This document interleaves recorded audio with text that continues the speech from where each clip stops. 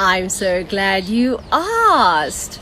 I'll remind you of who she is. My name is Precious Kofi. I'm from South Africa, born and raised, and I currently live in USA, Denver. So, who am I? I'm a mother of 2 children, and ndumXhosa, ndikhulele eKapa, and what else is there to say? Right, the presenter part. So at the age of 11, I started my career on television. I first started with adverts, and then that grew into my first TV show, as in my full-time job while I was in high school was when I was 15, 16. I believe I was 16 years old, and I worked on a show called Hip to Be Square. We were live every Monday. So after school, someone from the production would pick me up and take me to the studio, and I would film the show. And other days of the week, I would be picked up from school again, and I would go around Cape Town filming inserts for the show about math, science, and technology. So that's where things started. And then after that show, I decided that I wanted to be the Oprah of South Africa at the time. Listen, I had big dreams as a teenager. And so then I spent some time, I took my space case and I took some papers and I drew out an idea of how to create, or rather by creating a talk show for the youth, and I called it The Precious Show because, like, I don't know why I couldn't find another name, and I was like, it's called The Oprah Show, so I'm gonna call this one The Precious Show. And so I flew out to Johannesburg with the executive producer of the production company that I was working for. We pitched The Precious Show, and I landed the deal. And so after landing that deal, I filmed The Precious Show for, I think, maybe a year or 2. And then when I graduated from high school and I was now moving to Johannesburg, and that show was filmed in Cape Town, I just wanted to challenge myself in a new and different way. And so we changed the name of the show from The Precious Show to Keeping It Real with Precious. And then when I decided to fully go for my television career in Johannesburg, the show was then moved on and new presenters came on board, right? So I'm very proud of this because it's such an exciting thing to think that you can create something that can then create jobs and opportunities for other people, put food on the table for families. And so after being a freelancer and working for a while in other different shows, EMS Volume 1, Summer Games, some acting gigs here and there, I then was like, nah man, I like creating TV shows. And so one time I was chilling by the pool and I was like, what shall I create? I'd really like to travel. And so then I also was like, you know what? I'm really curious about the rest of Africa. And so that led me to create Precious Africa. And at the time, in South Africa, we were just experiencing a difficult time with xenophobic attacks against our fellow Africans. And so I thought this would be a beautiful opportunity for me to travel throughout the continent of Africa and spend time with different people so that we could create a platform and open conversation where we as South Africans can get to see more of our fellow Africans on screen, right? And understand where different people come from so that we can see that we have more similarities than we have differences. Okay, so wow, this question really led me into a deep dive.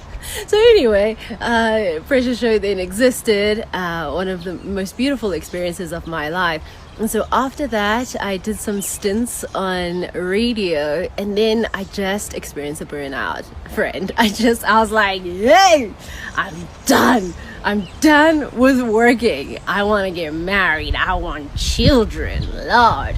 And he answered, and I fell in love, and I moved to the USA, got married, had 2 children, and while I was in the USA, I then realized that it's so important to understand not only your values but things that truly matter to you. I knew that family mattered to me, as in like my mom, my dad, and everybody, but it was being away from them that where I realized how much they matter to me. So the experience of being so far from my family and so distant led me to a space where I felt quite lonely. And then I just like kind of, rolled into a self-sabotage experience, and I didn't show up well in my marriage, and we both hurt each other in different ways, and it resulted in a divorce. So I was married for 5 years or 6 years, and then we got divorced, and then I went through a mental breakdown. Yeah, see, one question can lead you to places where you're like, girl, that's not what I was asking. But anyway, and so after the mental breakdown, I then rebuilt myself as me, and also as a mother, and decided to just show up differently in my life. And from there, I grew and built a beautiful career as an abstract artist, and if you look at my bio, you'll see that the image that I have there is of one of my paintings. I create large abstract images and pieces of work that just bring me so much life. And yeah, so traveled, met a lot of people, experienced a lot in life, really value family, just loving being a mom and the many lessons that motherhood has taught me, learned about forgiveness in the process of life, and just gracefully co-parenting with the father of my children, and the experience of healing. How we respond to one another has also been a huge learning curve in my life. And that's it. Did I answer the question? Who is she? She is me. I am me. And now I have a beautiful business where I use my life experiences and I help other women to be able to hear their inner voice, right? Let me know if you have any questions or further questions, because I'm happy to be here and answer anything that you would like me to answer.